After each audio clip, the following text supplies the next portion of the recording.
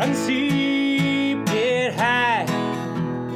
Run flat, stay low. Run the mountain, run the road. Run past the 8 stand to the commode. Oh, run steep, get high. Run flat, stay low. One stream, two guys. Mountain Outpost. Now here's your host. Hey, welcome back to the Mountain Outpost podcast, episode 43. It definitely worked that time. We have an excellent connection tonight. We had a little bit of a false start. I think it was due to the new graphics. I can only explain it that way, but I am your co-host, Jamil Curry, here with Skizzlefresh Skylar Hall. What's up, sir? How you doing? Dude, hanging in. Had a good weekend of relaxation, working on my tan on the beach, running up a crater, I guess is how we're defining Diamond Head. And now I am back, ready to rock, ready to talk all things running, ready to recap this Black Canyon weekend that I, instead of sitting on the beach, was literally had my laptop on the deck looking out at the beach, at the ocean, being like, yeah, this is the proper way to enjoy ultra running. And then getting ready for Jackpot this weekend, man. It's not a boring time. Not a boring time at all. Nice. But yeah, how you holding up, man? Love it. I knew that these 2 weeks were going to be hell week for me this spring, and it has delivered thus far. So we couldn't say no to the opportunity to live stream the Jackpot, a 100-mile, which is the USATF Road National Championship that's coming up this Friday. But having it on the heels of Black Canyon, 100K and live stream is certainly not ideal. But we're going to make it happen. But yes, my running has suffered, my sleep has suffered. But we are going to stick it out. Just a real quick shout out. If you're watching this and you can pop something in the chat, please do so. I'm not sure if that is working right now, but if you can hear us, show us some kind of life that we're not just here. We might just be here by ourselves. It's entirely possible, which is totally fine. Yeah, we just came off of Valentine's Day, so it's only appropriate that we spend a little time by ourselves. Just dig the knife in, you know? Perfect. So I'm not here. I'm not seeing anything. So we might not. I think it says we have 10 concurrent viewers, but anyways, we'll keep it. Yes, we'll keep it rolling. We're gonna keep going because hey, yeah, this is not just about the folks who get to watch us live on YouTube on the Mountain Outpost channel, but we also have the audio version. So if you missed this, or you're like, hey, you guys are on kind of late tonight because life happened, we have the audio you can listen to on the Steep Life Media channel of your podcatcher of choice. So we're hitting you always. We got you guys covered. Oh, there we go. I had to restart the chat. It looks like we have it. Love it. They're here. We're not alone. Loud and clear. Okay. Note to self. Relaunch that. And perfect. Awesome. Yeah, if you were not watching this live, this is a very confusing situation for you. But we have new graphics. They're nice. They have actual mountains, which is weird because that's kind of against my brand. But like, whatever. I wasn't consulted per usual. And here we are. It's fine. It's cool. But you can see us if you watch. We might have another new graphics package next week. You never know what's going to happen out here. So I don't plan for this. I just show up and talk a little bit. So it's all good. It is pretty much how it's going to go down Friday. I'm just going to walk into the studio and live stream and just say a bunch of things for 17 hours, and then we'll do it live. I'm actually wearing my USATF officials like uniform because it was only appropriate if we're going to be doing a national championship that I rep it. So I did see that. That is hilariously awesome. And we are both going to be teaming up from different states as we normally do. But for this one, you're going to be right here, and I'm going to be up in Henderson, Nevada for the Jackpot 100 miles. So we are going to get to that, and we're going to get to some track stuff as well. Should we kick things off with Black Canyon? Seems only appropriate. However, before we get into that, You got something on your table? You drinking? What's happening? I am just a kit lifter. So my uncle gifted these to me for my birthday recently. So they were riding around in my truck for a bit, like in the bed, and I figured I should bring them in and begin to consume them. So here we are. And how about you? You have a heavy hitter tonight. I do. So it is San Francisco Beer Week. So it only seemed appropriate to do something that was like way too boozy and way like very inappropriate for a Tuesday night. So I've actually broke out this CBS from Founders, not a Bay Area brewery, but it's from 2018. It's an 11.6% bomber that I got here. So this could also go pretty off the rails pretty quickly. But I got to clear space for all the new things I'm going to purchase this week because it's Pliny season. There's so many new double, triple IPAs. It's California. Like you can find way too much good beer to watch sports, watch the end of these Winter Olympics and just like kick it. So that's where I'm at tonight. The CBS. So Great cheers, stuff. sir. Great stuff. Cheers, cheers. All right, Black Canyon. We got to talk about it. It was, as predicted, mayhem. There were people who popped off. We didn't even reference last week. That's how long that list was, and we didn't want to rattle off, like 70 rows of data per gender. And it came back to burn us. It's fine. Some we're pretty far off the radar. Come to find out, like our race winner, was he on anyone's radar? Okay. I had a very distinct moment during last week's show where I almost shouted him out Really? just for having a bomb name. Yeah. I was like, I don't know anything about this dude. I was like, but he's gonna win in the name category. Little did I know that he was gonna rock out and just win the whole damn race. So my bad, True Heart. Way to crush it.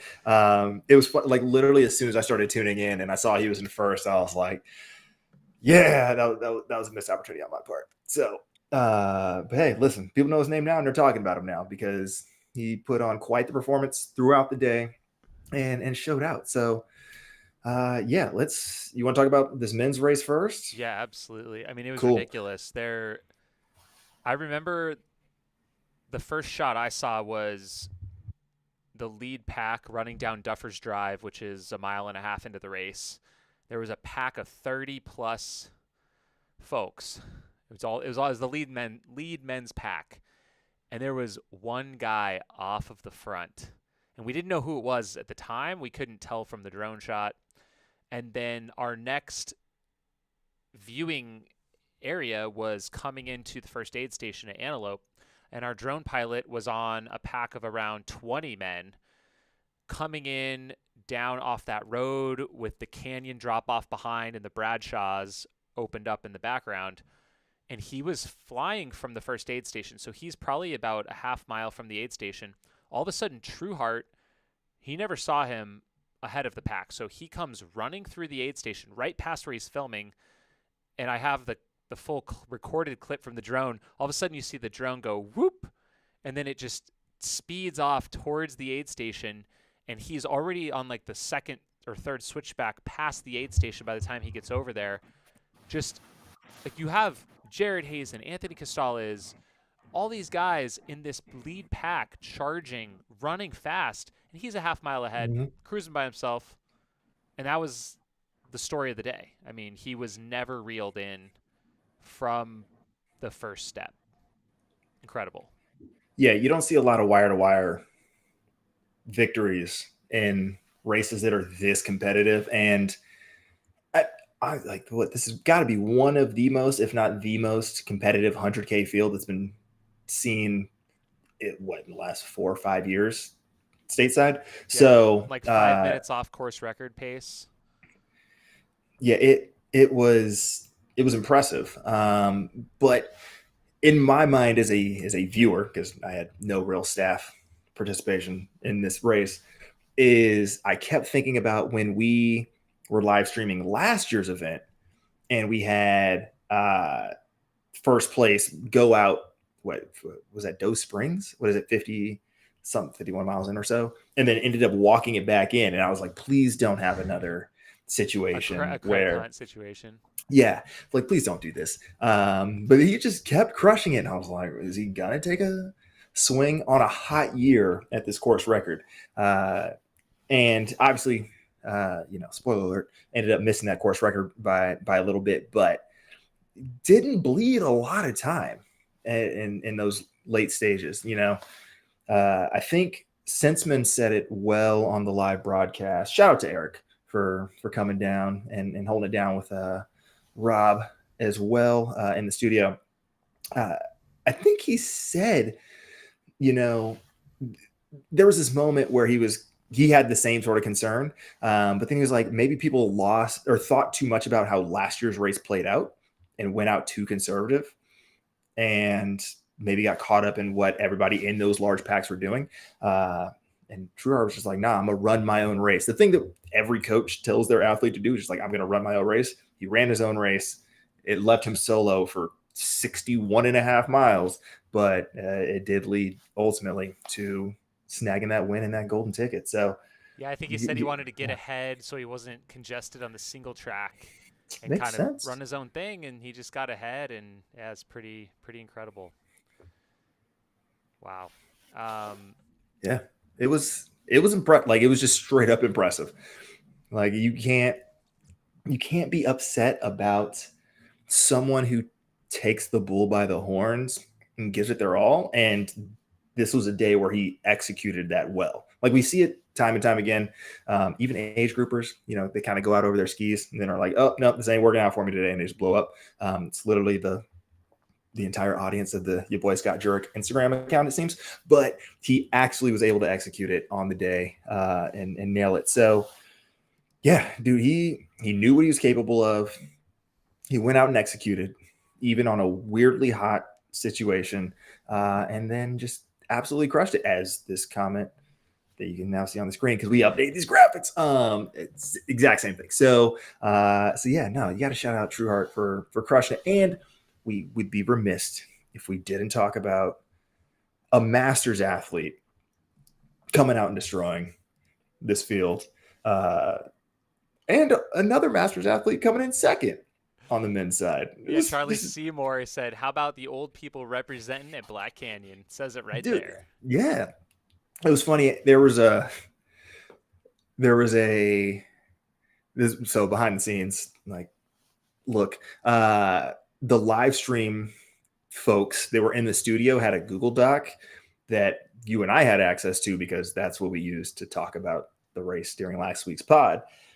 And when I went in, because I went to look up something, because I was like, did we miss something? Like, did I completely space when I was basically trying to figure out if we messed up on last week's pod and just like completely whiffed on several athletes. We did, but we did.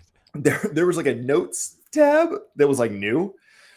And I guess that's how they were communicating in studio, potentially. I don't know. I still don't understand the process of it. I just started typing into the notes to like give the studio team crap. But one of the things was about how one of the things that I contributed was how we saw like Kira D'Amato and Sarah Hall crush it in the marathon and half marathon, respectively, as the back half of 30 somethings. And then now we're seeing on the men's side, 240 plus athletes, and then a 39, I think 40 potentially year old on the women's side come out and dominate the day early on for a good chunk of it. So yeah, it was just a good day for folks who might be on the edge or the dead center of a midlife crisis, being like, yo, I can still put something together. Look what I saw at Black Canyon. So I mean, Dominica is 39 and Anne-Marie Madden is 41, second and third place at Black Canyon. So dude, it was a good day. So yeah, shout out to Trueheart for taking it. Shout out to Scott Traer.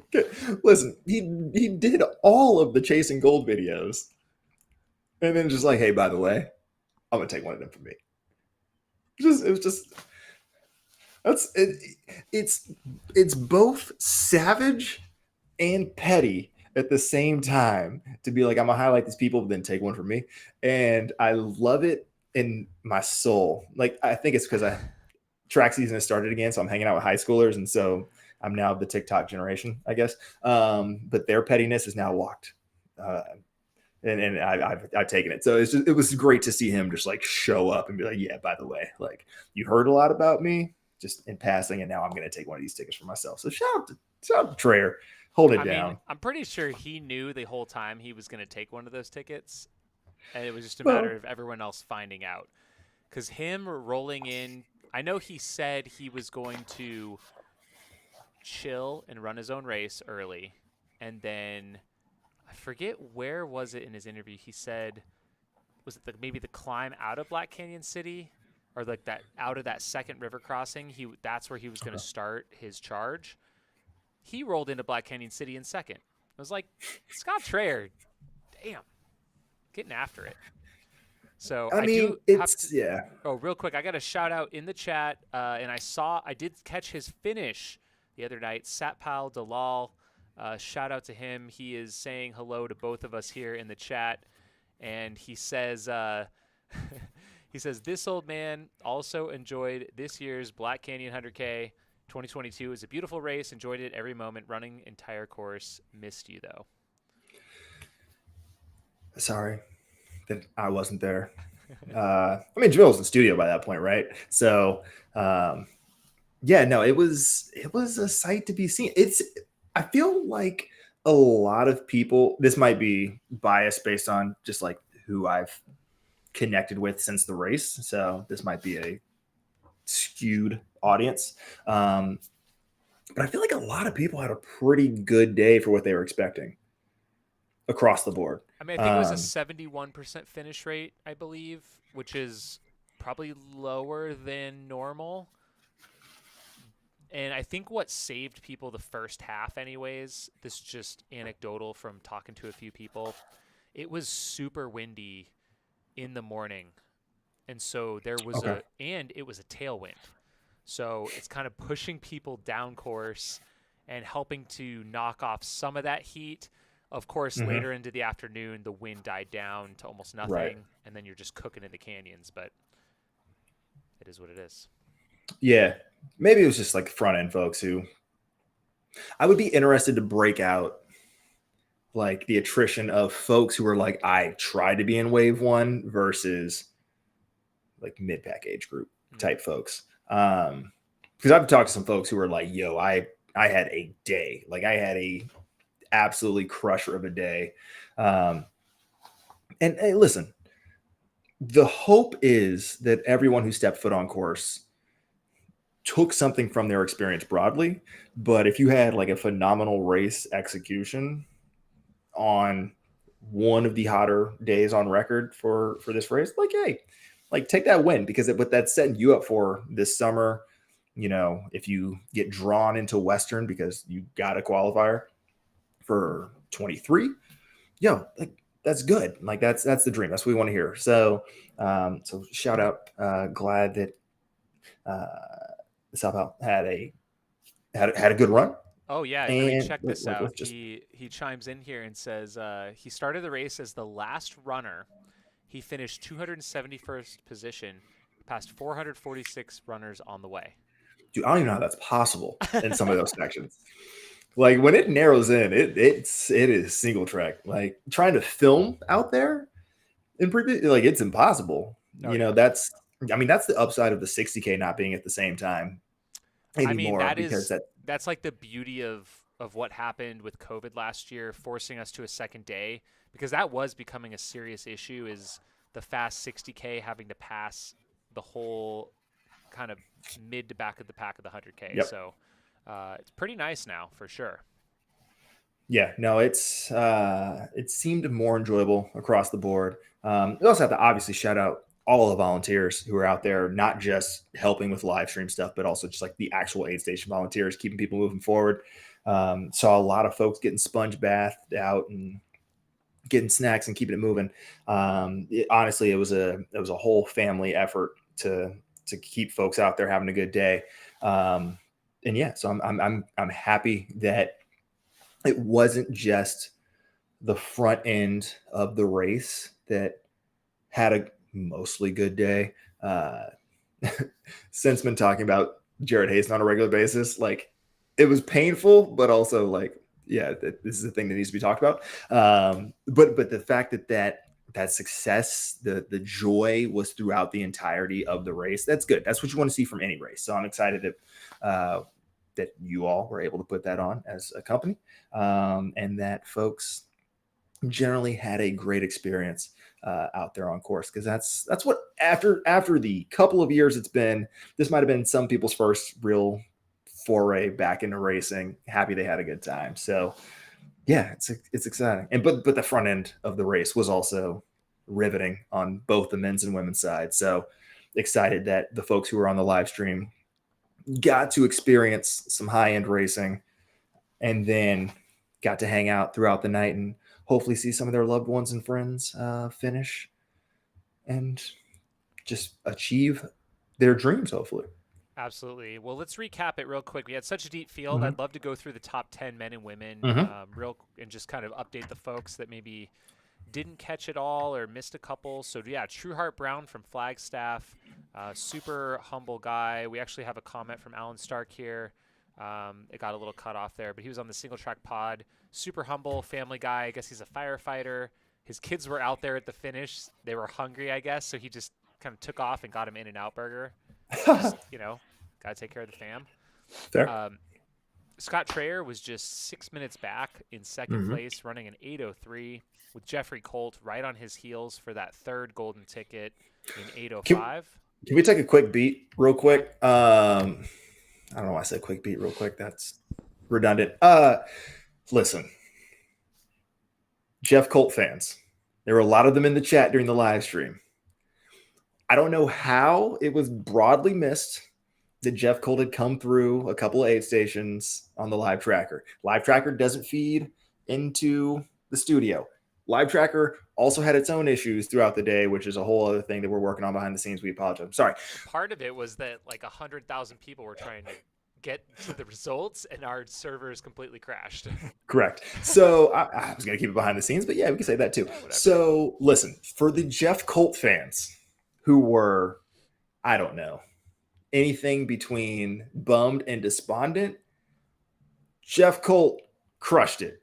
Jeff Colt is a golden ticket winner. Jeff Colt absolutely ran a phenomenal day. Almost caught Scott, right? Like he closed like a bat out of hell. I think he was 4th or 5th, like two aid stations out, and then like ran his way into a golden ticket. It wasn't just like chalk that last 10 or 12 miles. So Jeff Colt crushed it. Just want to give him the due that apparently people watching the live stream didn't think he got. So Jeff Colt, good in our book. All right, cool. That's it. You're good. Okay. And now I was trying to click in on Jeff Colt. Right after that, Makai Clemens was in 4th with 8:18. Anthony Costales was 5th, 8:25. Seth Ruling 6th in 8:28. Mm-hmm. Just 10 seconds ahead of Matt Bellis. We do love. I don't know why it always comes down to a kick finish in the like 6, 7, 8 pocket, because it was the same thing last year too. It's something about just like racing for glory, no matter if you're getting a golden ticket or not. It's just like always so riveting at that in those positions. So shout out to them for racing all the way through the line. We had Michael Tapple in 8th at 8:33. Then Logan Williams in 9th, 8:42. And Dan Green closing it out in 10th in 8:48. Be interesting to see the 10th place males times in all the other years in past. It's probably the quickest, I would imagine, or pretty close up there. Maybe on the full course, maybe not the alternate years, but yeah, pretty impressive. I mean, and then in 11th is Preston Cates. 12th is Brian Whitfield. I mean, 14th, Elliot Carden. Just a lot of really strong runners that were favorites right in the mix there as well. So yeah, pretty incredible. We got 13 people under 9 hours. Like that also has to be a long course record. Yeah. But you know what? I'll dig into it because I'm into it. The one. Let's cover the women. So Claire Gallagher was your winner, and she came from behind. It was quite exciting. So Dominika Stelmach, who is the European 100K record holder. She came over and was leading the race by a margin all day, ahead of course record pace. Of course, she is, we mentioned earlier, she is in her late 30s. So these a little bit older runners are killing it, relatively so. She finished in 9:10:52, or Claire finished in 9:06. I apologize. Dominica 9:10. Claire was 1 minute back at the last aid station and passed her in that final stretch into the Emery Henderson trailhead there. And third place in 9:23, also securing that golden ticket, Anne Marie Madden. And what was interesting is Claire Gallagher declined her ticket basically immediately. Knew that she wasn't going to be racing Western States this year, decided, I love Western States, but this is not the year for me. And so that ticket immediately rolled down to Taylor Nolan, who came in fourth in 9:44, which was awesome to see that shuffling happen before they even hand the tickets out. I absolutely love that. Fifth place, Brianna Grigsby. So that is 2 fifth places in a row. She ran fifth at Bandera. This one, she was just one away from that golden ticket, just 5 minutes short of it. And she has already called her shot. She said she's coming to Haveline 100 and she's going to get a ticket, which is cool to see. She has, I think, made some big strides forward in the last year or so. And here's another, I think, great performance. Natalie Sandoval, another James Benet coached athlete here, Phoenix. Really great, strong run here, 9:54, just 5 minutes behind Brianna. So not far out from that golden ticket spot. We had Lauren Puritz in seventh, 10:11. And then Shay Acciano, 10:18. Nicole Hansen, 10:18. And Lauren Curry rounding out the top 10 in 10:20. So, yeah, you got your top 10 women, all 10:20 or under, which I'm sure is also pretty stout. Yeah, so doing a snap analysis. Last year was basically the fastest year on record for the full course. 10th place female was Teresa Kaiser in 10:42.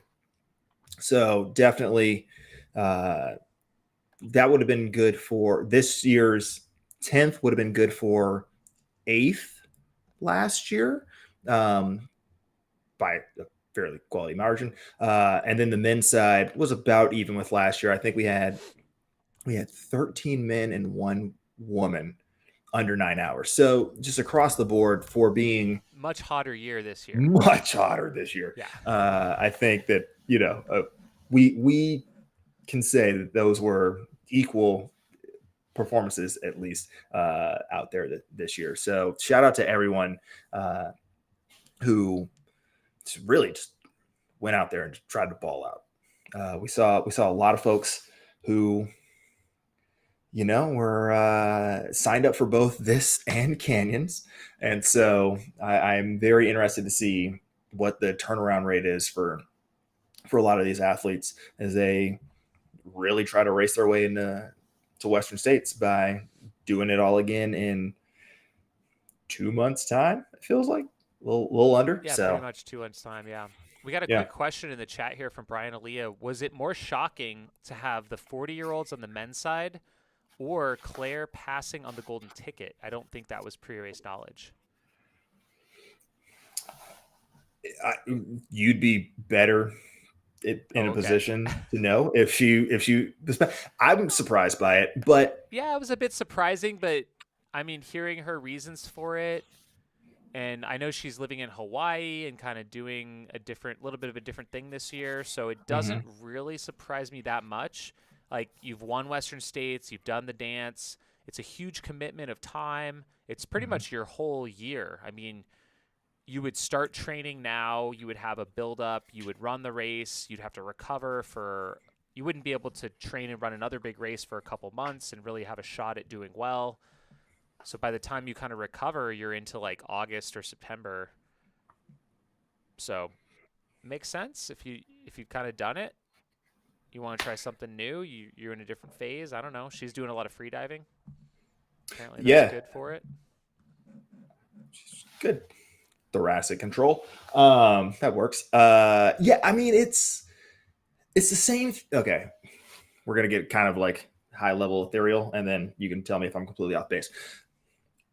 I feel like people have learned from this like Jim Courtney American pocket of trying to race something in June, early July, and then turn around for UTMB.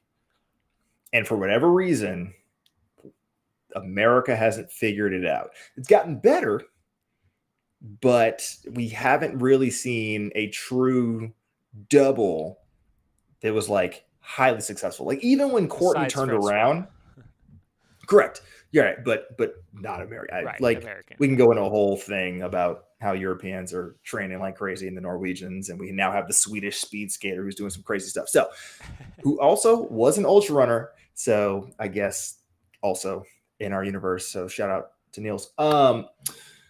But we like even when Courtney dominated that UTMB race, dominated. This year was the real domination. The previous year, like she said she hadn't executed well. She just happened to like win based on just like kind of like general grit. And I don't know if somebody wants to race well before October, like if running Western is really in the cards. Like I don't think we really nailed it here. Like part of that might be mindset. Part of it might be the fact that nobody's really broken that barrier here. So there's a reticence or a hesitance to go about it. Obviously, it can be done because you do have the Francois of the world, but it's I don't know. They're also it really depends on what her goals are and if it really aligns with them. And there's much to. I feel like there's more blood in the stone. Like there's for American racers, there's a lot more that I think can be done doing a Western to insert late summer, early fall ultra like line, but we haven't figured it out yet. So when most of them are coached by the same 3, 4, or 5 people, maybe it makes sense to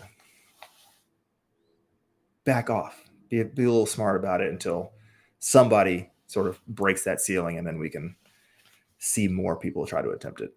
Or not try to attempt it, actually execute it well. Rob Ricardo asks, what did I miss? Just the stuff that you had to talk about for like 12 hours. So thank you, sir.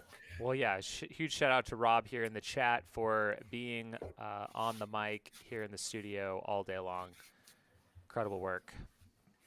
Had a good time. He had second best hair on the live stream, and we love him for it. So coming out of retirement. So yeah. Actually, you know what? I was really upset that he didn't just like break out his guitar and start like playing at some point. I feel like it would have really just like added to the ambiance. Oh yeah. Next time. Hey, listen. Time. The acoustics in the studio might not be built for it, but Rob, I love you. So I mean, maybe not perfect. Definitely not. We can see. Maybe we can put up some temporary foam or something. Any other very handy? Right from the first aid station, he was using ice. So, which seems like a smart move. It's why you passed 400 plus people. Correct. Because you were using ice starting at Antelope Mesa. I mean, actually, we're putting together. We chose 2 runners to follow for our Aravaipa film for this race this year, and we chose Adrian McDonald and Lottie Brinks. And so, if you heard our rundown of the top 10 folks, you noticed they were not in there. And so it's going to be, maybe we picked interesting choices, maybe. I mean, I would say that they will give an accurate portrayal of how the race plays out. Because a lot of times we end up with, hey, here are, 15 to 40 people who could like potentially be in it. And then we end up in a recap where we only talk about the top 10. And you're like, how did it actually play out? Yeah. And I think that's going to be a pretty interesting tale. See, people who clearly came in fit. It wasn't like, hey, we're not trained, you know, like probably I show up to a lot of races like, I probably could have trained better for this. But to follow people who are like legit getting after this and be like, hey, like, what is it like to be just behind, I think you it'll be know? an Yeah, interesting it'll be story good. because, if we had picked, say, someone that got the ticket, it's kind of like obviously an amazing story and it's super fun to watch the folks that succeed. But what happens when you don't succeed? When you had these high Yeah. expectations coming in and you fell short of your goal, you fell short of your potential. It it leaves you feeling a bit empty, and I think it might feel the viewer leaving feeling a bit empty, just like rooting for them. But I think it'll be good. I think it'll be a good learning and a good insight into what happens, in this kind of scenario. And sometimes you get humbled by a course. Yeah. I mean, honestly, it might be more relatable than some other films just because it's like, oh, like that's a real consideration that many of us have felt. It's like we thought we were going to perform better than we did. I mean, in fairness, a lot of people might not be thinking of particular places, right? If you're like most people not going for a golden ticket, you're like, hey, like maybe I have a time in mind, but you know, it will be, I think, an opportunity for folks to recognize. We talk about a lot of times, like you can be on the start line with literally any person, elites right next to you. This is a chance for you to see at the finish line the commonality that we talk about so much at the start line. So I'm interested to see what that plot line actually looks like. I mean, Instagram posts about the day don't really do it justice. I mean, it's nice and it's good to know that people walk out like still healthy. So at least we get that like check in from folks who might not have achieved their goals, but it'll be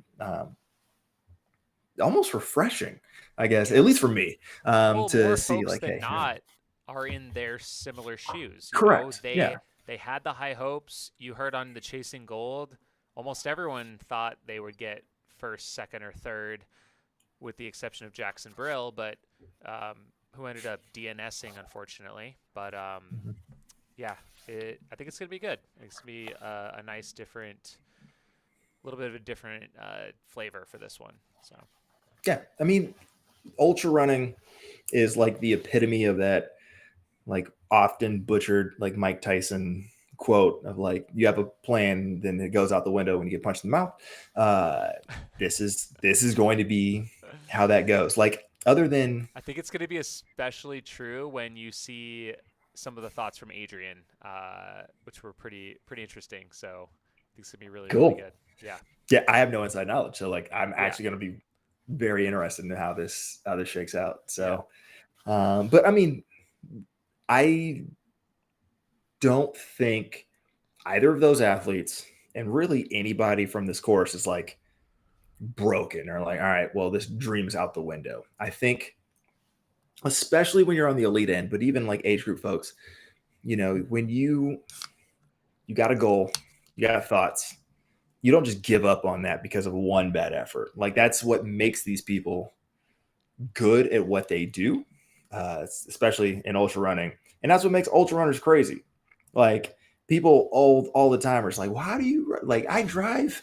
I don't want to drive that far. Right. That's the whole thing. Like ultra runners are just inherently nuts. We're going to end up in a world where a lot of people resonate because they're like, yeah, we've all been in this situation where a plan went out the window quickly, and we came back, rallied, and found a way to identify a next goal and get after it, even though this last attempt might not have gone good, let alone great. So I'm excited. I'm excited.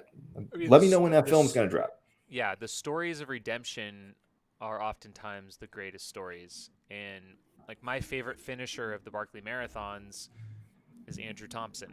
It took him 10 tries. He Mhm. had the most epic fail of all Barkley participants, or one of the most, potentially the most. And I think that, look at Eric Sensman at Black Canyon.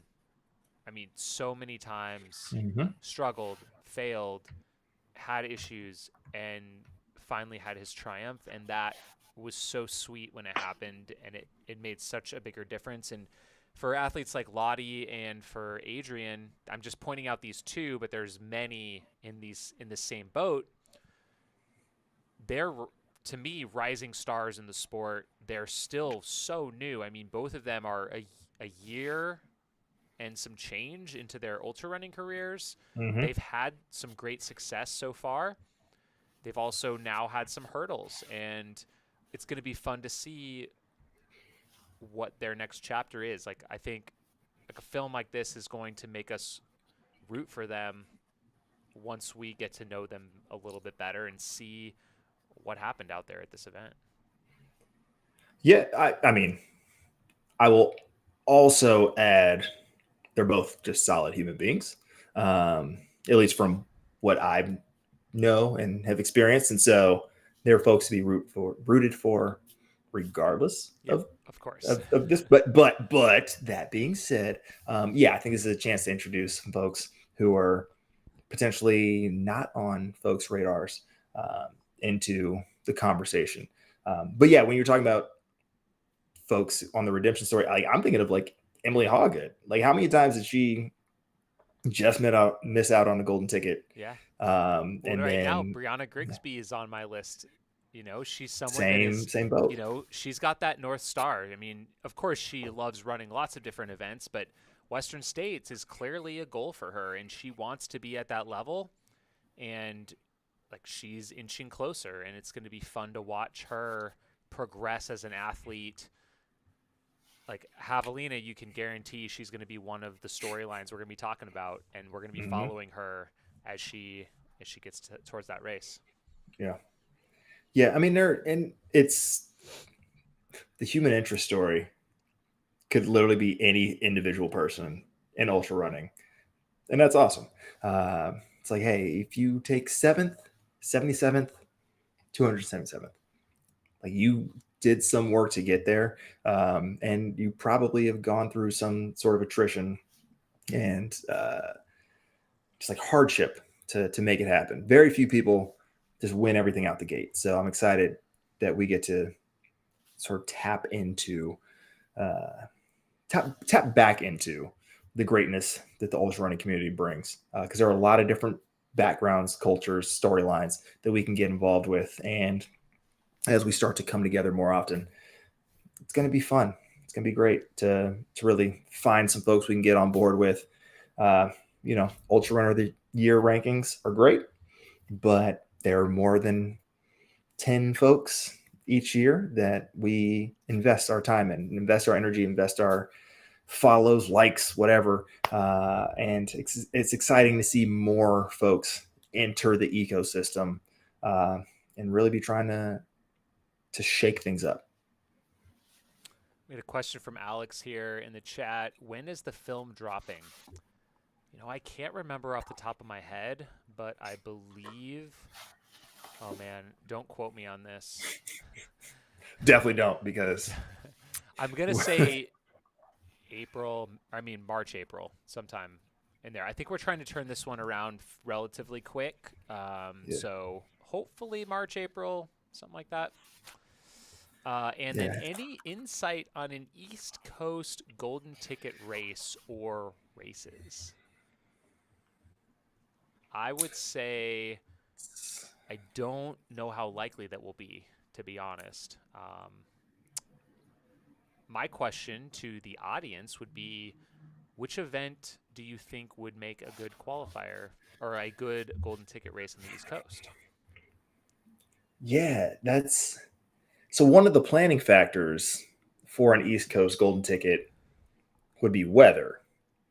Weather gets pretty trash in the East, or excuse me, as somebody who held a Massachusetts ID. So like I've lived in the New England area.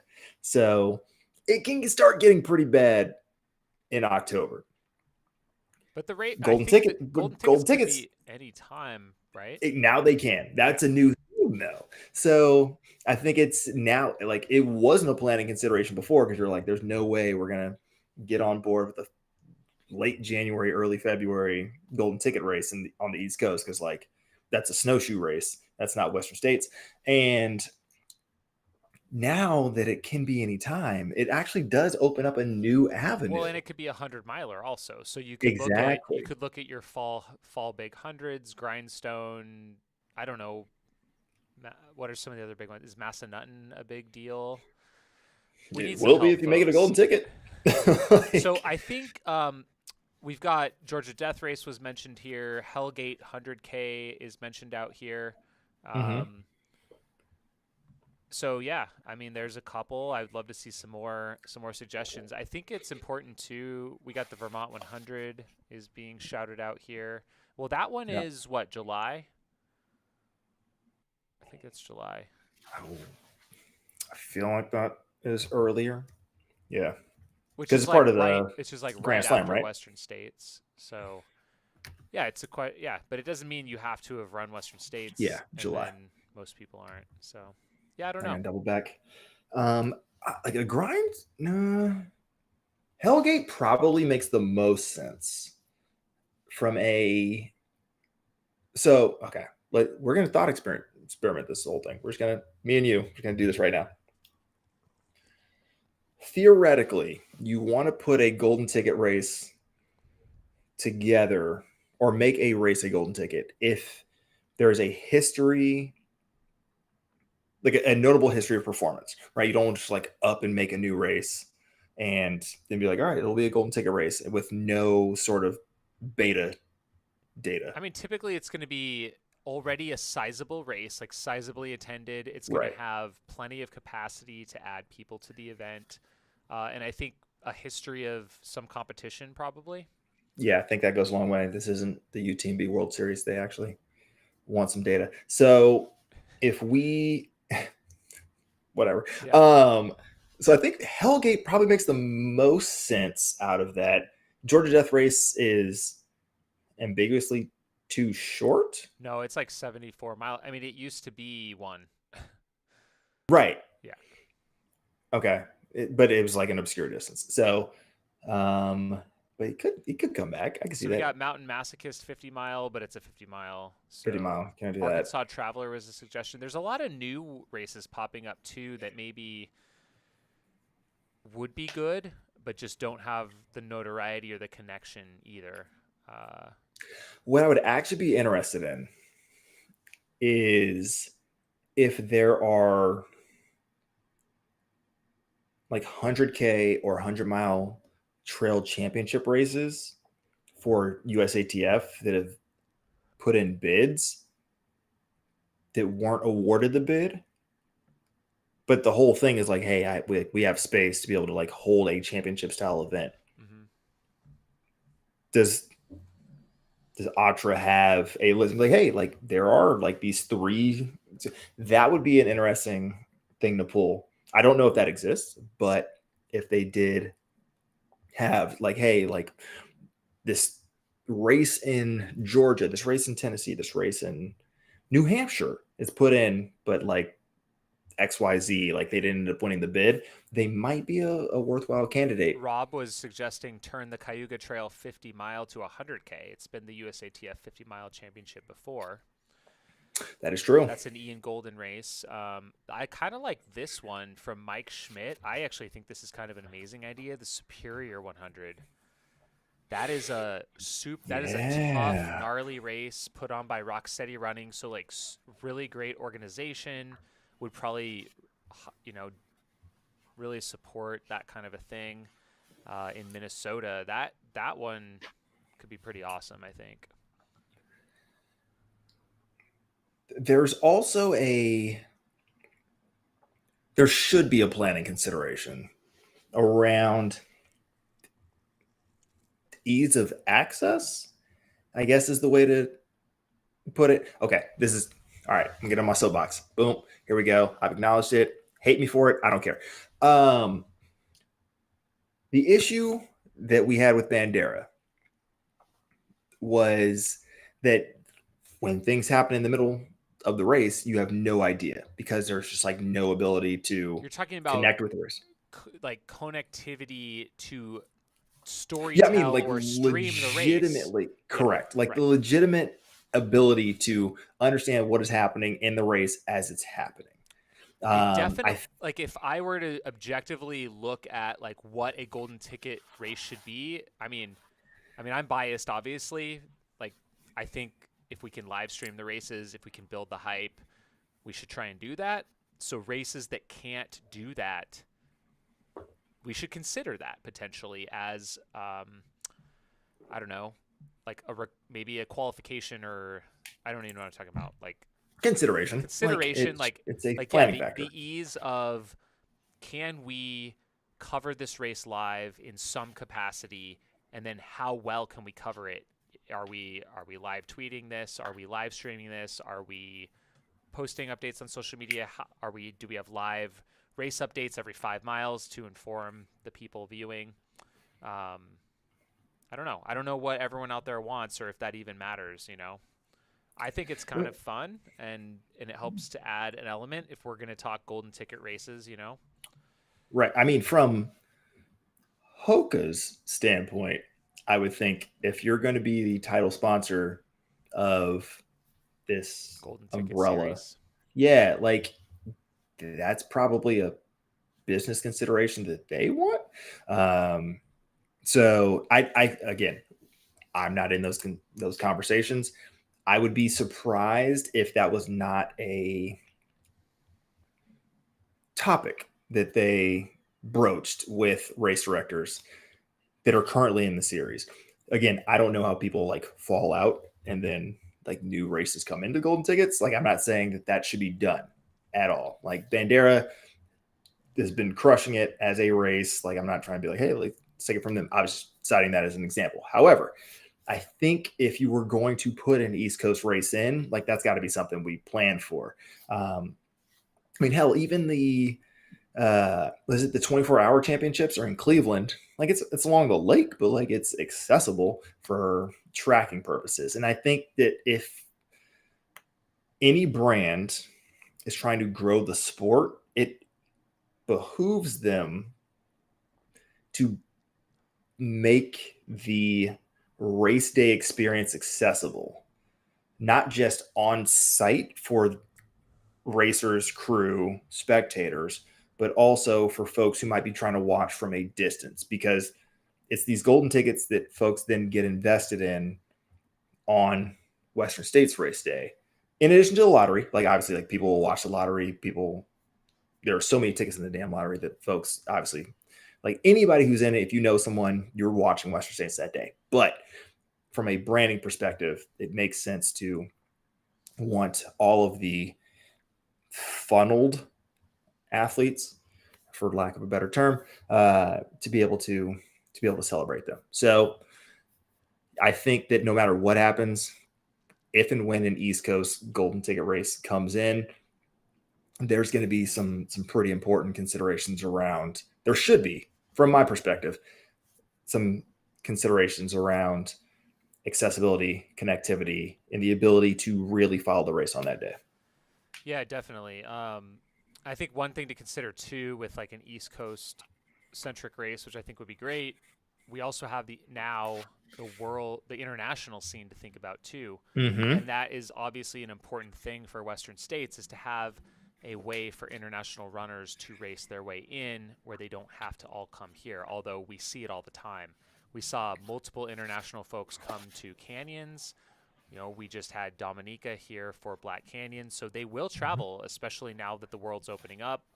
But we, of course, I don't know. What do you think about UTMB being in the golden ticket series? Like, is it kind of a wasted slot, a wasted couple tickets, because it's like they're kind of qualifying for one another now? It's like, do we really need that? Like, is UTMB isn't going to they're not going to provide coverage, I don't think. I could be wrong. This could change this year, so don't quote me on this. But how much of a big deal are they going to make it for getting those golden tickets to Western States running UTMB? Are they going to hand those golden tickets to them in Chamonix at that finish line? Is that going to happen this year, just like these other races? I don't know. Yeah, it's also been like this is like the one weird year of UTMB qualifying, so there's not like It's even a a transition year. It's weird. And then La yeah, Templier was also a little bit strange because the competitive race is the 80K, the golden ticket race is the 100K, correct. and then Tarawera was canceled. So I think it's kind of like I'm interested to see what will happen with the international golden tickets in the next cycle. I think it's probably not fair to judge it too much this past year. Yeah. However, I will just say, and this is somewhat of a privileged statement to make, and I recognize that off the top. An East Coast golden ticket race should be relatively accessible for athletes in Europe.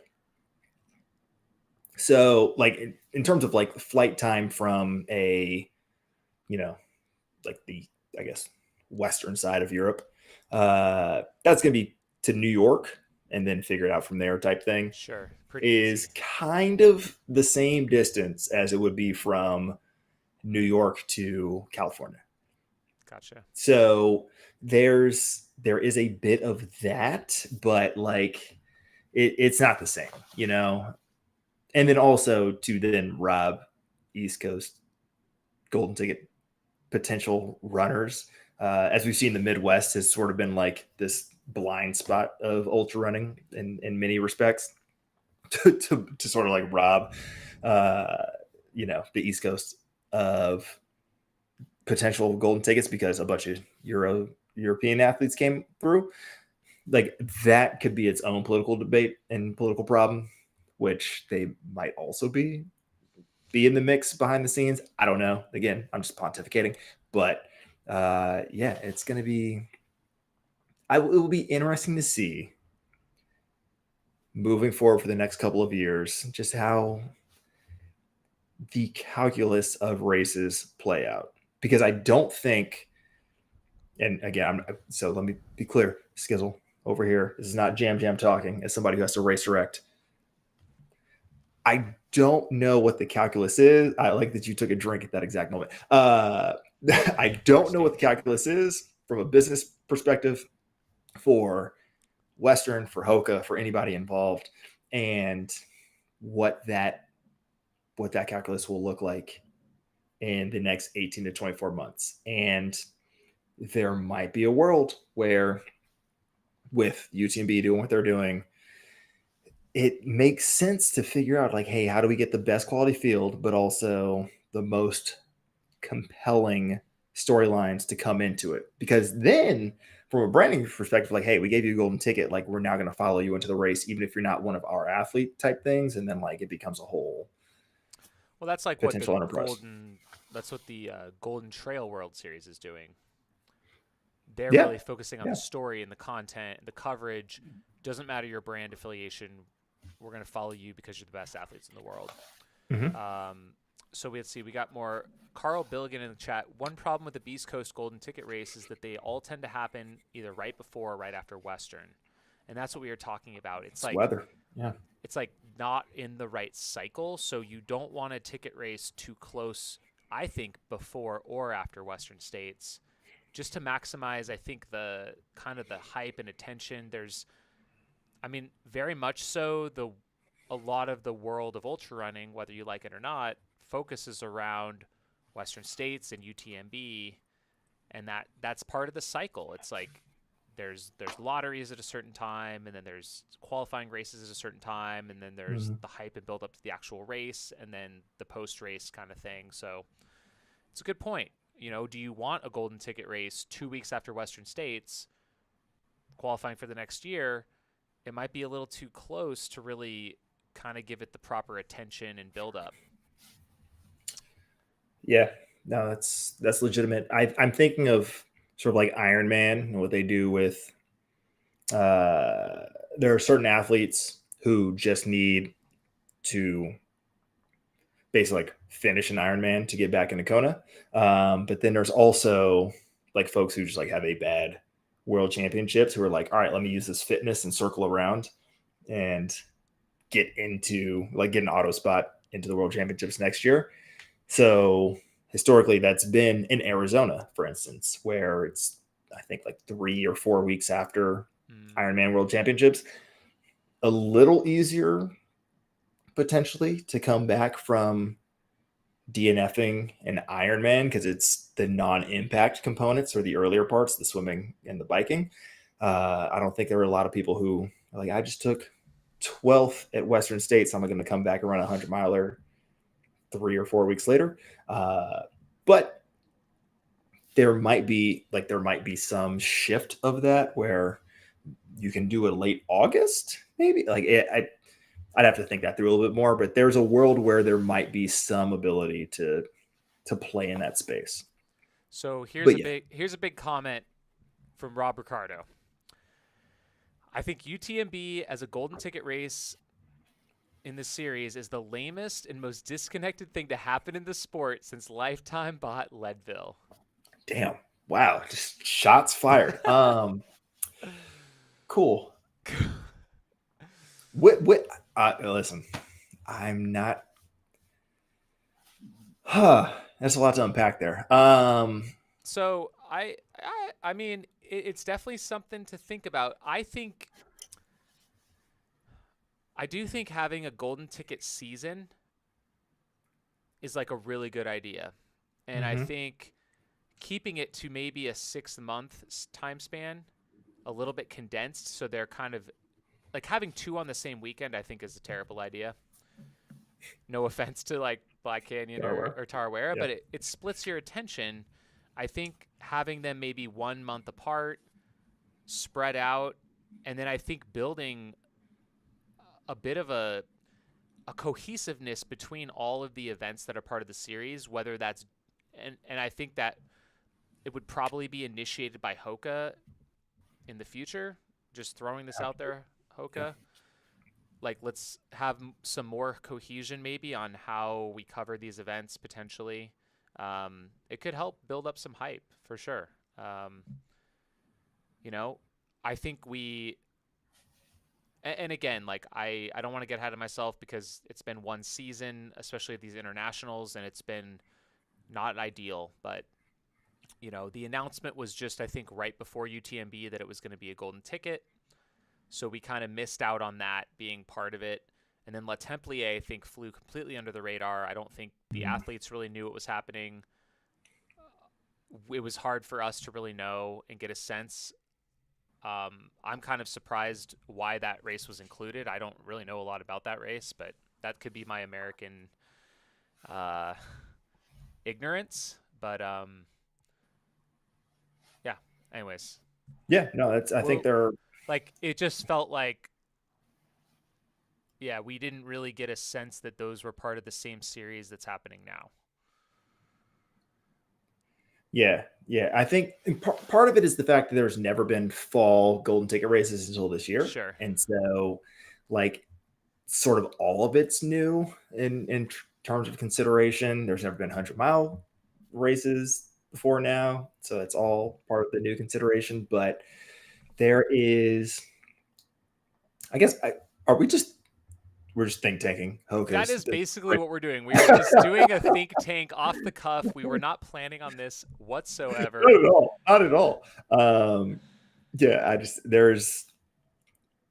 There are considerations. There's always an opportunity for things to be better, and we're issue with Superior. It's now a lottery to enter, and they keep the number to 250. So that, like we were talking about, those requirements, like we are really trying to be like, well, which Beast Coast races would be great, or where in the world, should these be happening? So, I mean, I'm bummed that Tarawera didn't happen. It would have been fun to follow that race. Yeah. And I know, they would be providing a high level of coverage and everything to kind of share what's going on with that event and how it was playing out. So, yeah, I mean, and there's also a world where outside of UTMB, the market for getting international, sort of in the same vein of this connectivity conversation that we had jumped off on, like getting folks to live stream, view, just like follow as the action's happening. There are a lot of international races that could be great opportunities for that to happen, and they just haven't had the infrastructure or what have you, the staffing. I mean, a lot goes into a live stream.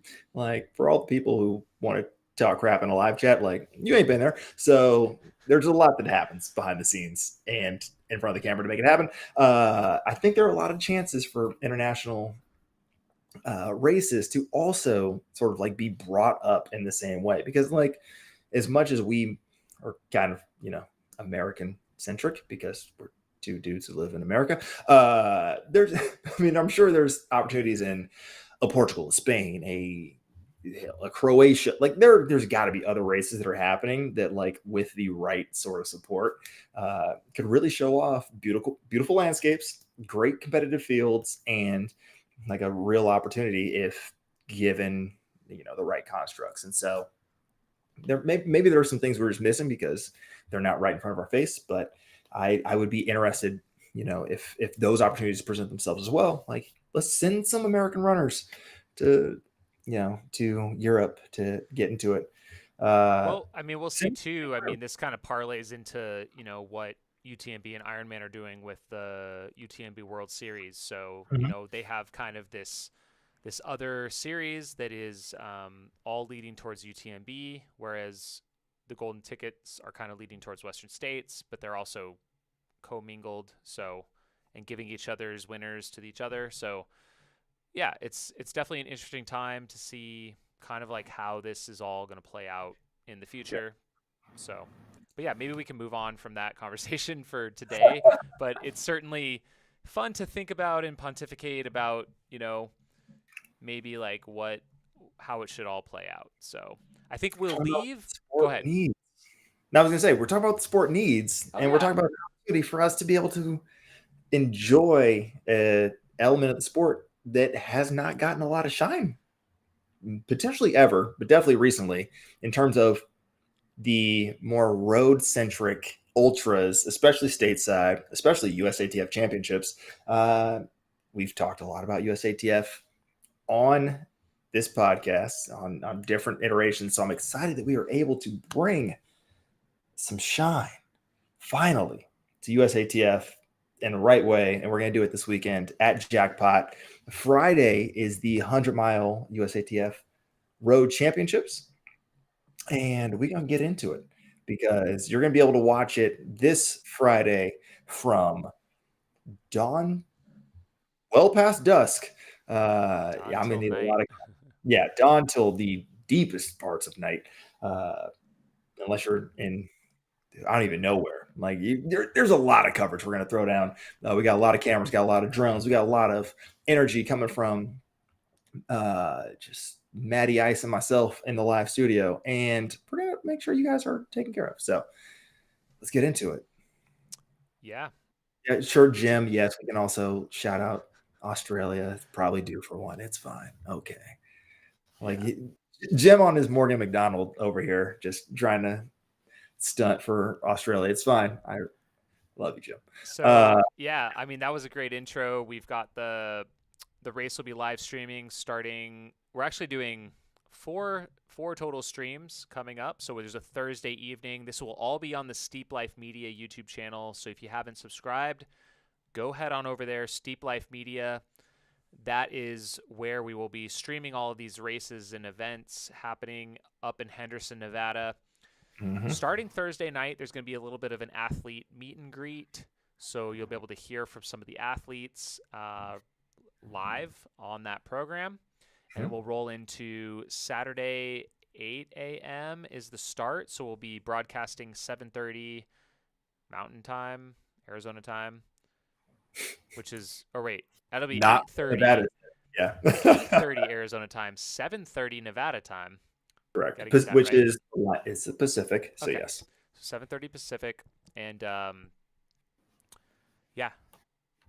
live streaming from the get-go, from the start all the way. We'll have 2 streams during the course of the day. They'll butt up to one another.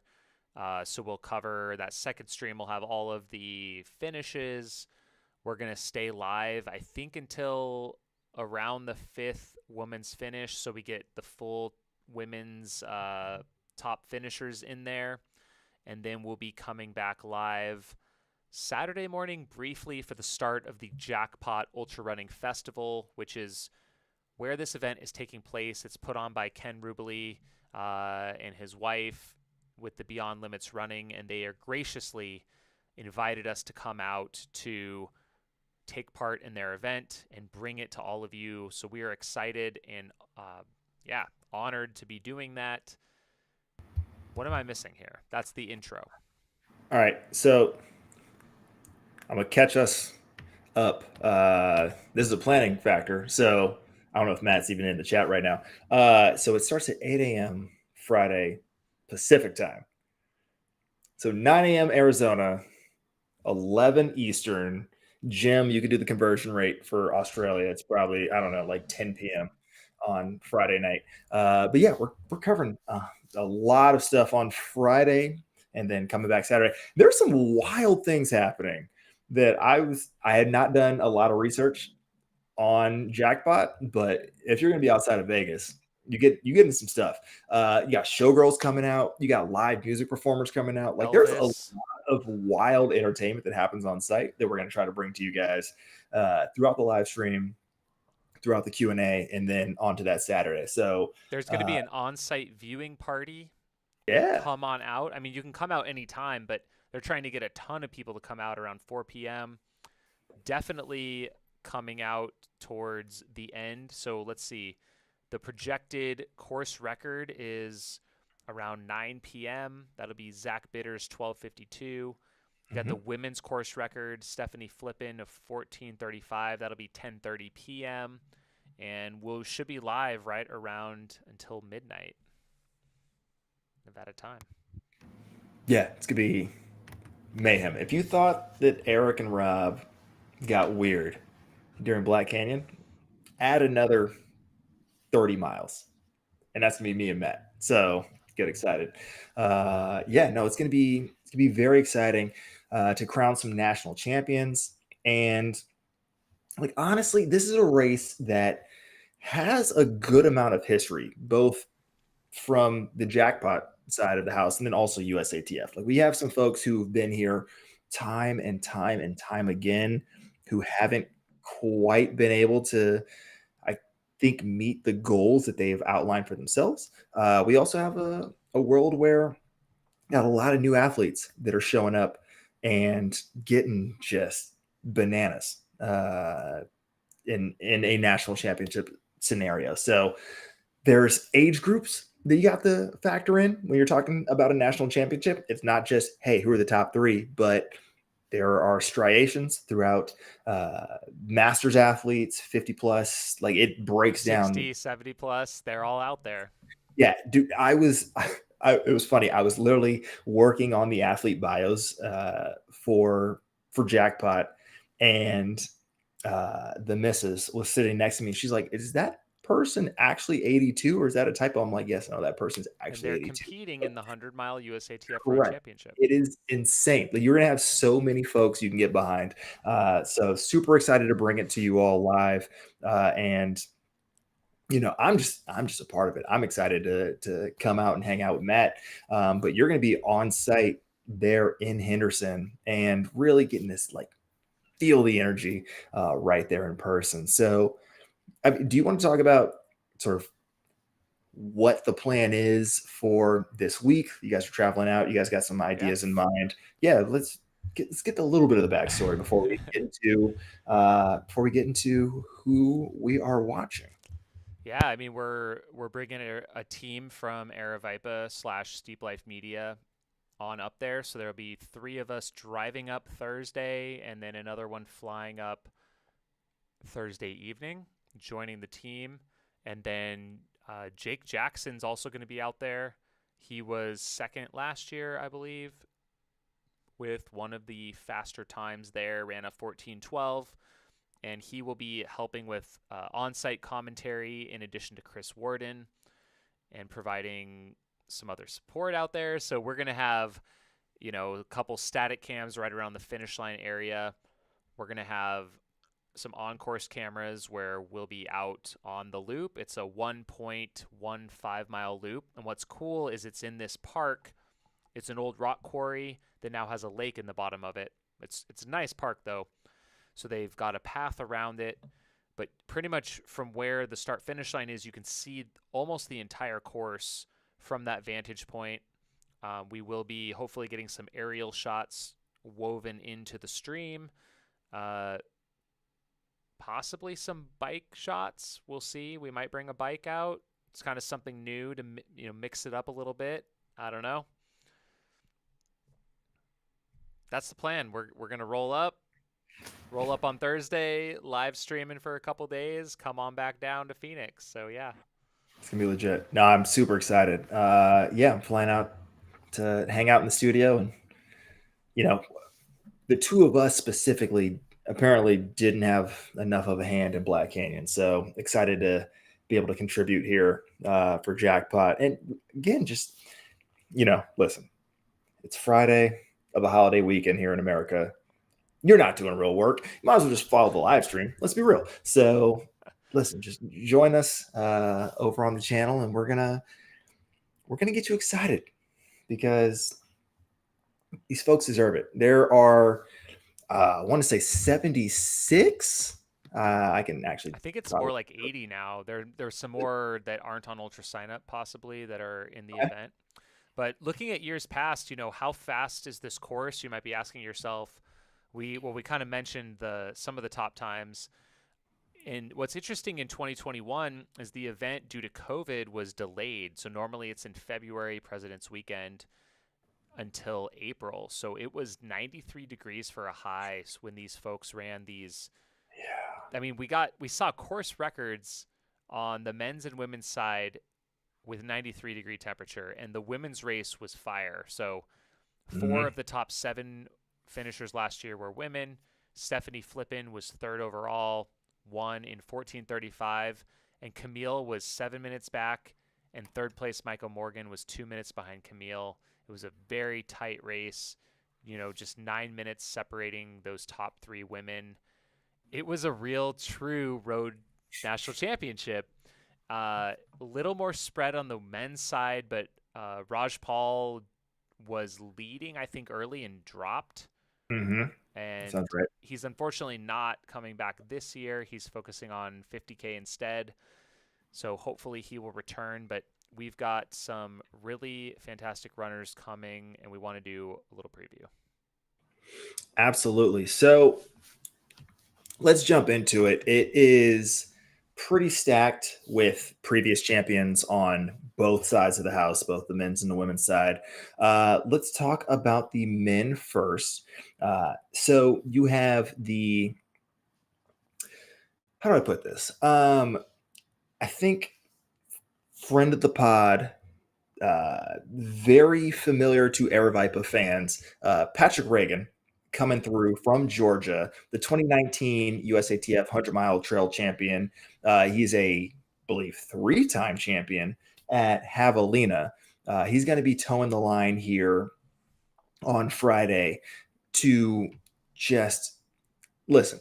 If he's run 13 low, like sub 13:10 at Javelina, I got to think he's got a sub 13 performance available on a pretty flat 1.1 mile loop. So I'm super excited to see what he's been doing. Based on his training, he has been super consistent, like training, not just over speed, but like really trying to dial in this 100-mile perceived effort race plan.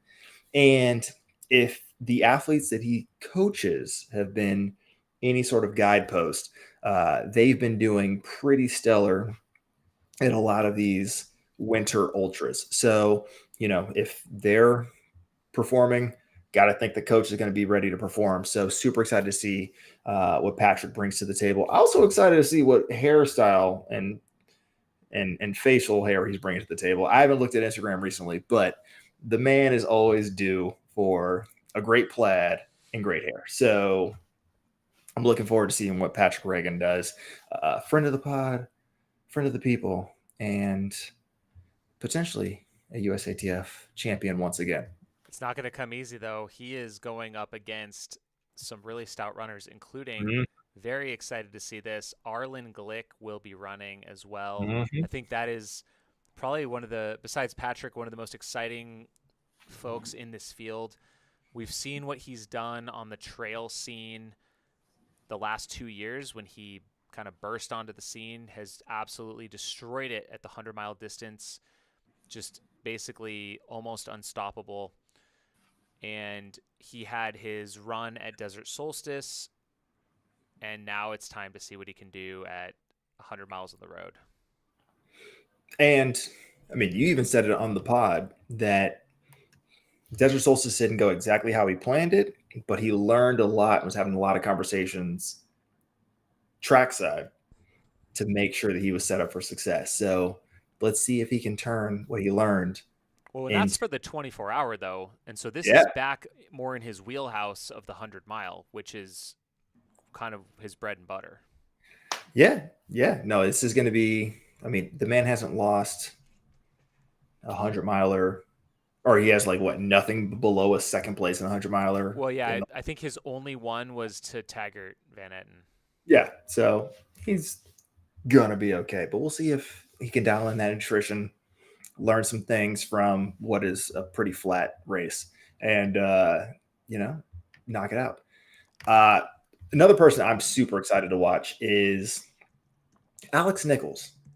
He's been in the game for quite some time, not a stranger to anybody who's been following ultra running for a while. And when we think about it, it's wild to think about how long Alex has been in the game. Like, just like It's like he's as long been, as me.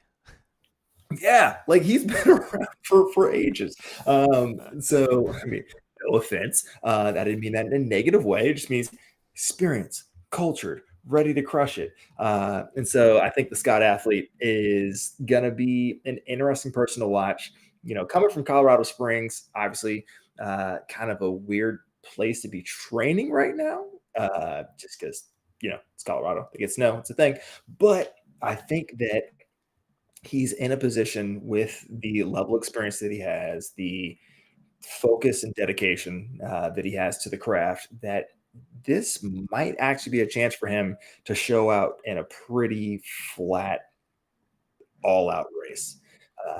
I think there's a consideration when it comes to just experience, knowing yourself, and making sure that you don't do something dumb. Alex Nichols is probably got to be the person with the longest pedigree in this field to make sure that happens. So really excited to see what he does out here on Friday. Yeah, definitely. I talked about this on my little podcast with Pat Reagan and Stephanie Flippin on the Aravaipa Trail Talk. You can check that out on the Aravaipa Running YouTube channel. But just like David Laney kind of coming to Desert Solstice and seeing what he can do kind of reminds me of Alex, who's been running a lot more mountainous races and doing well, but still having that collegiate background. What can he do taking 100 miles on the road? So, I mean, David Laney had the fastest 100 miler of 2021. It's wild to actually process that. Well, Arlen Glick also had 3 of the top 11 right fastest times. So, and those were run at, well, Desert Solstice, but he was shooting for 24 hours, mm-hmm. and he ran a 13:27. We had him running a 13:22 at Umstead, and then a 13:14 at Javelina, which is like not the fastest 100-mile course out there by any means. Correct. So Zach Bader doing a 12:52 at Jackpot on a 93-degree day. I kind of think, I mean, I'm thinking low 12s is going to happen, if not breaking 12. I would love to see it. I'm really throwing it out there. I think these guys are going to throw down. Haven't looked at the weather, so we should probably pull that up. Make sure that high of 68.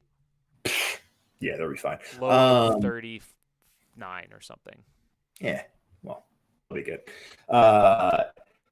Yeah, that's actually a wild stat to think about. Like, hey, what was his variance in 2021, and it was what 30 minutes, and it's all mid-13s. Like Well, that's he had a absurd. burning river at 14:15 also, Don't forget about Okay, that.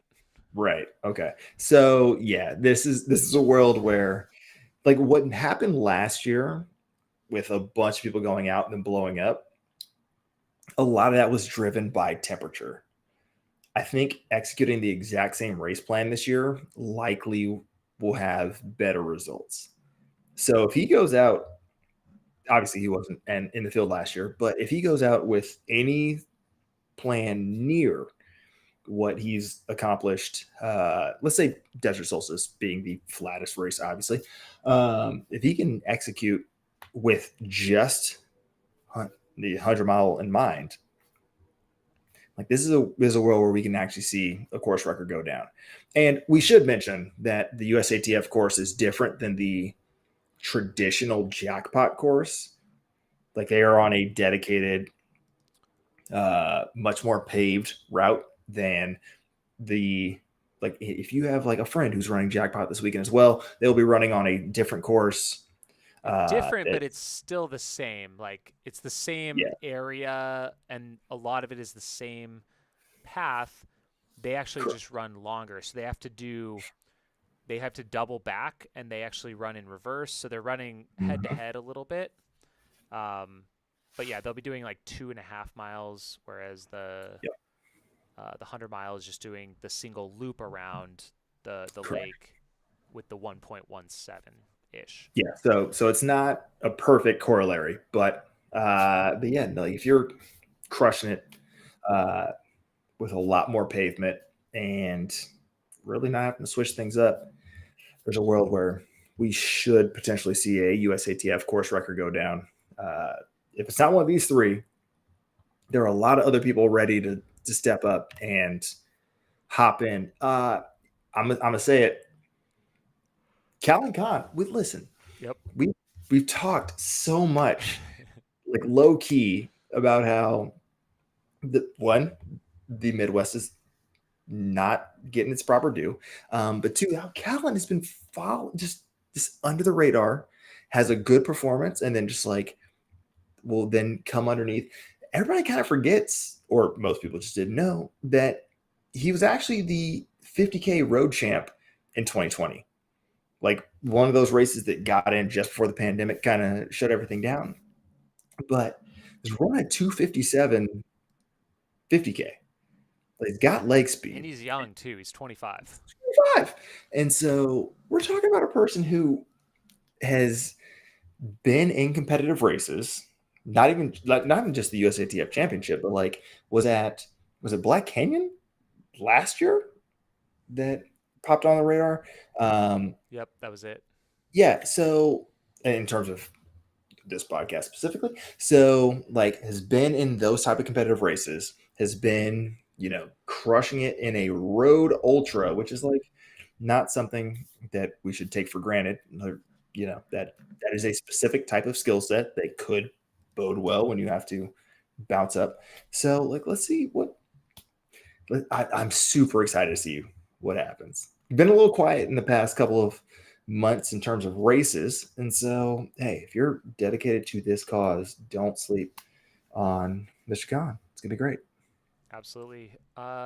Any more men that we want to talk about? I mean, two-time winner Mark Hammond is Mhm. is coming back, so expect a consistent performance from him. You never know, but he's ran a 13:04 and 13:05 here the two times he won. Just super consistent. So I would expect something similar out of him, Uh, no doubt. yeah, no, absolutely. I will say because we talked about it so much last week, those ultra sign up rankings. Michael Bailey is the top ranked athlete on ultra sign up. Take that for what it's worth. I don't have a lot of background on him. Really interested to see if it's one person just showing up and having a couple races, or hey, is this a track record of success that we can expect to see on Friday? And then I got to shout out who might be the Masters athlete to watch in terms of winning this. Jonah Backstrom, Old Dirty Backstrom, as he's known by the West Valley Track Club, coming out of San Francisco. Uh, dude's a beast.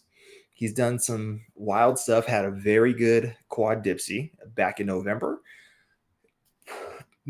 In terms of expectations, might be your 40 plus athlete to watch when it comes to the men's side for this jackpot. So, we're going to delve into all of these crazy storylines. There are a lot of people in the Masters category that we want to talk about, but we've got to throw it out there.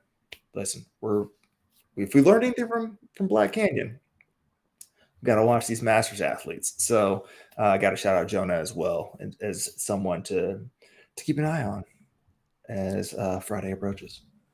And so now moving on to the women, we have quite a few incredible athletes. Last year's winner and someone who's no longer not on the radar, Stephanie Flippin.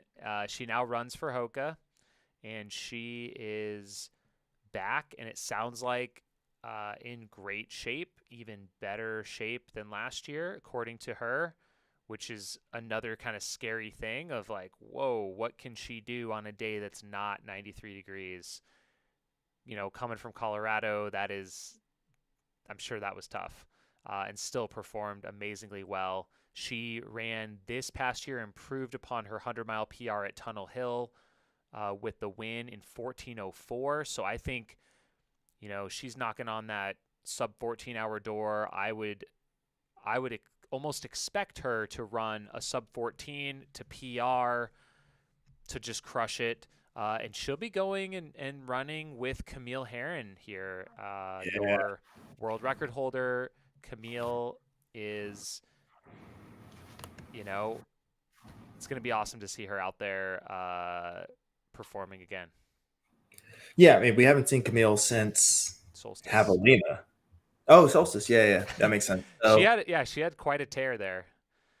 Right. I almost spaced on Solstice because it was like, oh yeah, Well, like because she was going for the 24-hour and then kind of settled, with just the 100-mile world track record. Yeah, no big deal. So clearly coming in with some baseline fitness that you can get behind. And then really, this is her bread and butter, right? Like this isn't something super technical. This is just straight up, I'm going to go out, I'm going to grind, and just, it's not going to be pretty, but I'm going to get it done. And I'm not saying it's going to be a world record by any stretch, but this is definitely going to be an opportunity for Camille to sort of push the pace. That being said, last year at this event, it was significantly hotter. She also went out significantly ahead and had a rather significant blow up that led her to come in second. So this is just different weather system, but you always have, like, anything can happen in ultra. So, even though she on paper should win this, anything is possible. Anything is possible for sure. Another interesting one, like you were talking about, the top of the ultra signup ranking is Katrin Jones, and she's a Masters runner. Her last race, she did actually do a 50K, the Calgary Marathon 50K in 3:38. She won that this last year, but before that, it was 2 years before she had a race result. But she has been running up in like the BC area, Pacific Northwest, for the better part of a decade. Doesn't race all that often, but we're talking wins at the Whistler 50, the Black Spur Ultra 50, Squamish 50K. She was second at Chuckanut 50K. So kind of runs sparingly, but does really well. And she also ran the World Championship 100K for the IAU in 2018, placed 31st for women in 8:24. So I think she'll be an interesting one. Doesn't look like she's ever run or completed a 100-mile distance before.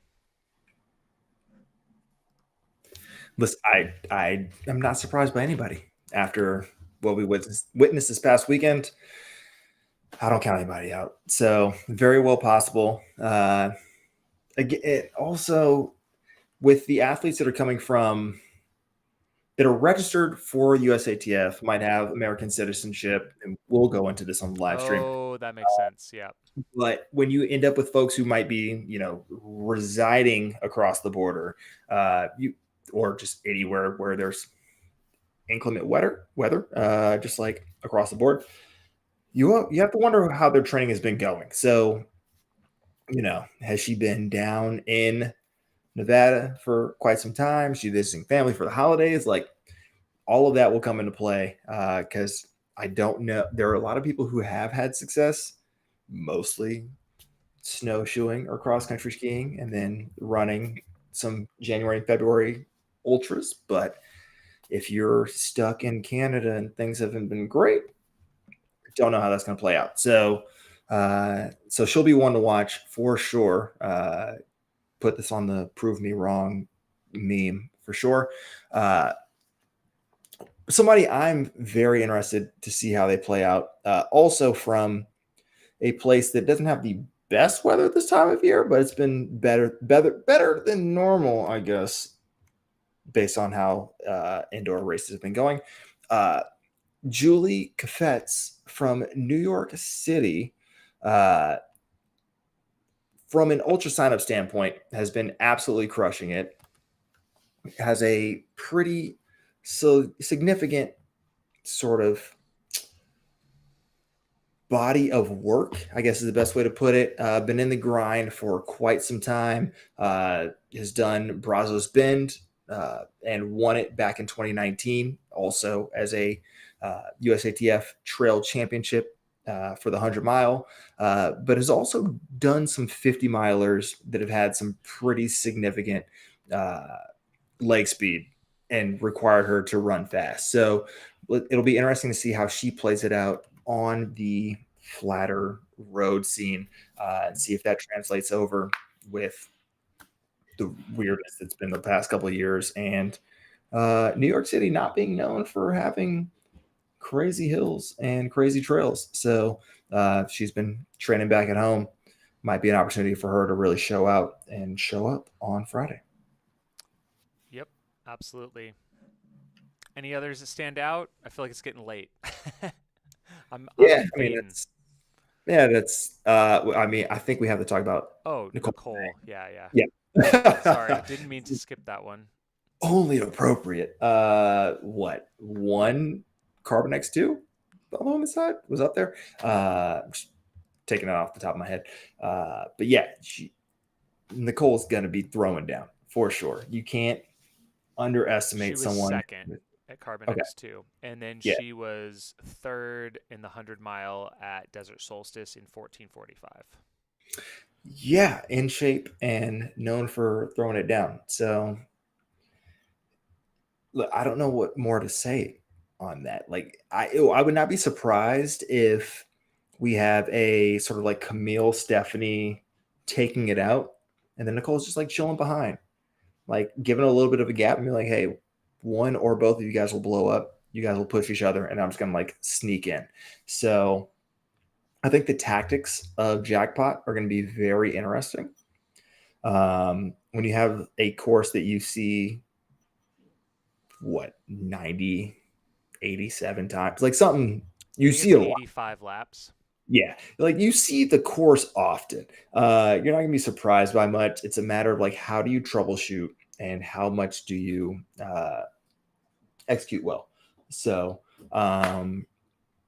yeah, I think someone who's done I think this type of race benefits someone who's done a similar race before. Like if you've only done trail ultras and then you come through and get weird, then it's going to be a little bit more difficult, I think. But it'll be interesting to see if some of these folks who have very fast road ultra specific times can execute well, and if we end up in a world where we're surprised, or we play chalk and we just live the dream per usual. Awesome. Well, be sure to stay tuned. Steep Life Media on Friday. You can catch all the action for that. It's going to be wild. We got a lot of time. So if you didn't get your question or shout out in the chat, we got like 16, 17 hours on Friday. You can harass us there. Definitely pop in and say hi to these guys for sure. Say hi to all of us because I'll be on there too. Absolutely. No, I'm looking forward to it. It's going to be fun. And hey, listen, if you are looking forward to a holiday weekend where you need just some motivation to go run, we're going to provide it. We got all the live streams on YouTube from Black Canyon. We're going to have the fresh live streams from Jackpot. There's no excuse to not get out this week, guys. So get weird, get into it, get your training going. Hey, we're building momentum towards these spring races, towards the summer races, whatever you're gearing up for. We got something for you. So we can only hope that you tune in, you enjoy not only this podcast, but all the other content we're throwing out. And make sure if we're not, or if we are, and you want to just like celebrate us, we got a Discord. Hop in, let us know in the Mountain Outpost pod section of the Discord. Details are somewhere in the description below this video on YouTube. And if you're not on YouTube and you're listening to us on a podcatcher of your choice, thank you so much. But also just hop over to the YouTube because I don't know how links work on podcatchers. I'll trust Jamil to figure that out. And that's all I got. Sir, what's going on? Do you want to give the people a farewell message to get them excited for life, liberty, and the pursuit of ultra running? I would say thank you to everyone that tuned in for Black Canyon, and we'll hopefully see you Friday. It's going to be a good time. Yeah, absolutely. So he's been Jam. I've been Skizzle Fresh. This has been a podcast, and we'll catch you guys next week. Have yourselves quite the shitty week.